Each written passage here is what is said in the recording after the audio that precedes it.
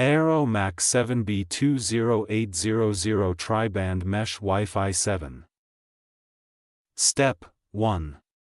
Unbox the Eero units, take out all the devices, power adapters, and Ethernet cables. Step 2. Download the Eero app, install the Eero app from the App Store or Google Play Store. Step 3. Create or log into an Eero account, open the app and follow the instructions to log in or create a new account.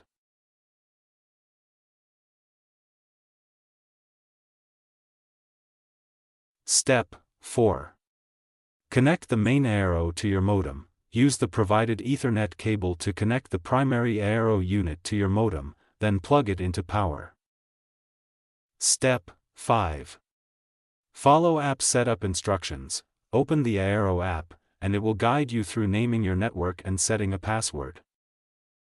Step 6. Place and power on additional Eero units. Place the satellite units throughout your home for optimal coverage, and plug them into power.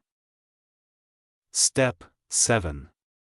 Test and optimize coverage. Use the app to check signal strength and adjust unit placement if needed for seamless Wi-Fi.